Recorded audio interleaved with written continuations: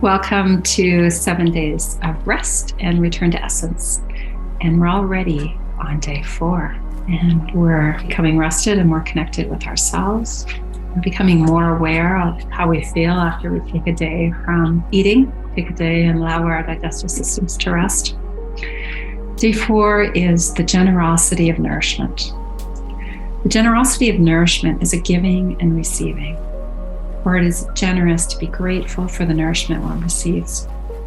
Plant-based nourishment is a generous act, a caring for each other and for Mother Earth. It is eating what one needs gracefully and gratefully and sharing the excess with others. The natural world is generous by design if we allow it to be. If we get out of the way and we allow Mother Nature to do her microbial forgiveness.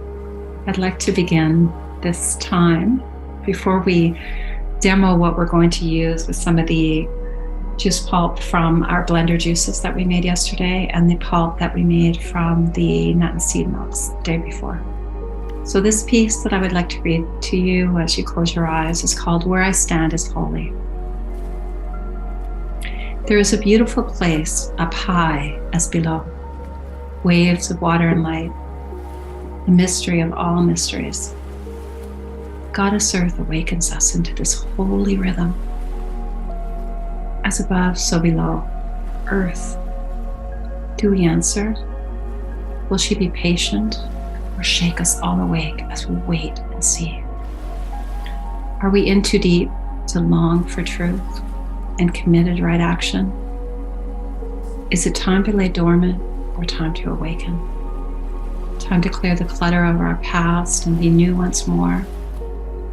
Is it time to bathe in the waters of truth and stop trying to hold on to the river's shore?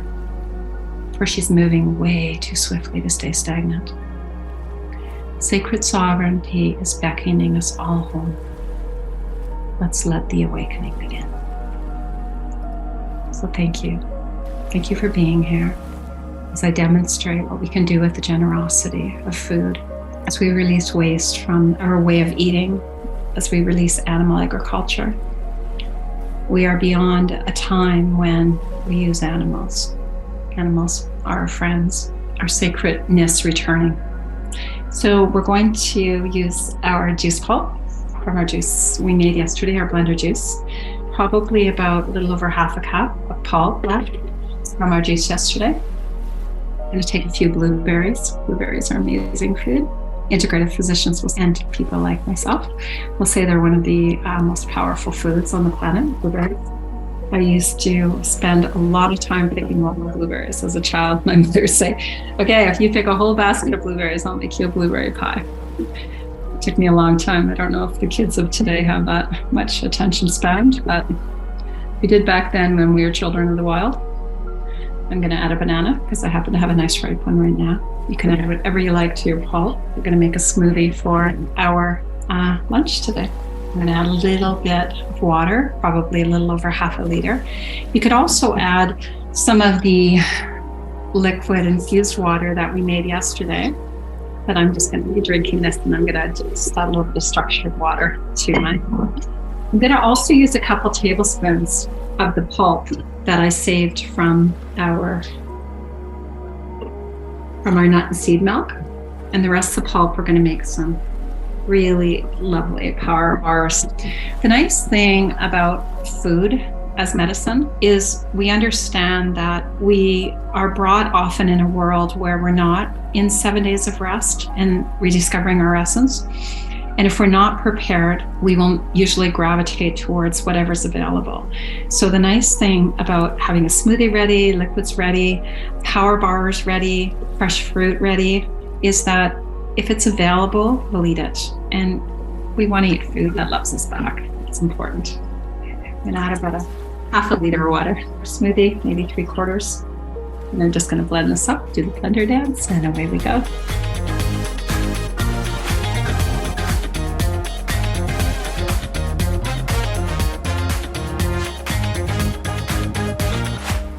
Smoothies are such an amazing get up and go food. The other thing you can really consider adding to your smoothie, but don't blend it, is a few chia seeds. So there's some really great work from the Hydration Foundation, and I met beautiful Gina, who's the founder of the Hydration Foundation in San Francisco when I was there a few years ago. She is an anthropologist who discovered that the food from the desert is the food that allows the hydration to stay in the body, that it might not be more water and more water and more water, especially if it's not structured water. You know, if we ever drink water, and we're never quenched our thirst, it's because the water is just kind of running through us. But the one thing that she discovered as an anthropologist is one of the quickest ways to stay hydrated is to eat desert food. So if we pour this smoothie into a liter so that we have it ready for our day tomorrow, and we add a few chia seeds into our smoothie and give it a stir, but not blend the chia seeds, we will be reminded of two things, okay? We're going to have the chia seeds to help us hold the hydration in our body. It is a desert food. I'm going to add a few chia seeds in here, give it a little stir. The chia seeds will thicken up. Chia seed pudding is amazing. We can talk about that maybe in our further time together. A smoothie is liquid food. We want to be reminded to use our saliva to help break down this liquid food. So we're not going to just guzzle it like water. We're going to drink it slowly, and we're going to actually chew it a little bit. And what will remind us to chew it will be the chia seeds, the pieces of chia seed in our smoothie. Okay, great. And now we're going to go on to using the rest of our nut and seed melt pulp to make some really quick get up and go power balls in a food processor. I'm sometimes not a very patient chef, so I really utilize my blender and my food processor a lot, and that's what I'm going to do. But what I'm going to demonstrate, if you don't have a food processor, if you have a good blender that might mix it up, maybe like a Vitamix, or if you want to just do it by hand, just cut everything really fine and mix it in with your pulp. Put it in the fridge and it will thicken slightly.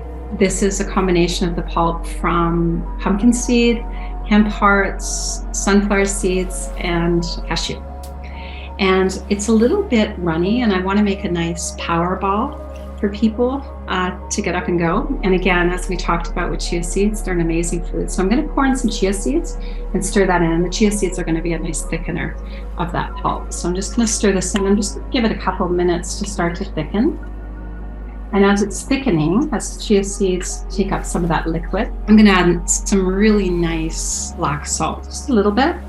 Salt brings out the flavor of sweet, and it also helps us stay hydrated. So a lot of people are pretty anti-salt, but they're eating the wrong salts and they're cooking salts. So we get a nice raw salt that's still really high in minerals. It's when we take the minerals out of the salt and we cook it and it becomes quite toxic. I'm going to add a little bit of cinnamon.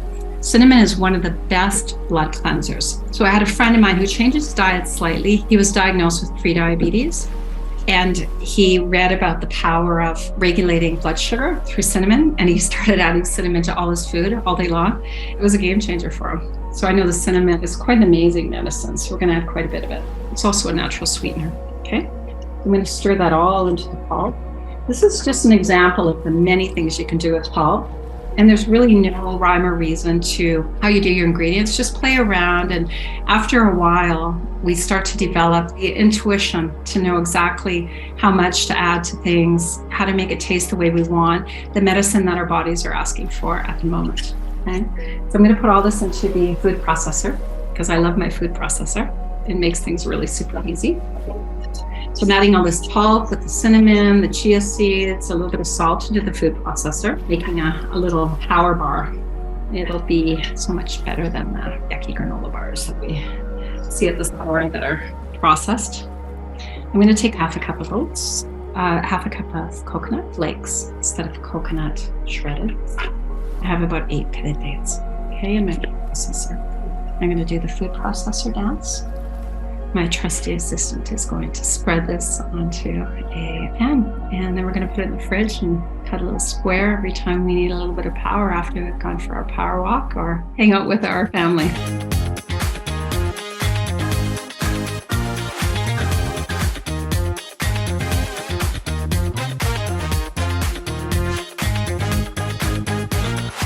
If you have a food processor, you'll be able to tell it's ready when it starts to bunch up like that. You might have the odd little piece of date that's still in a hunk, but it's nice. It's nice to have diversity of stuff to chew on.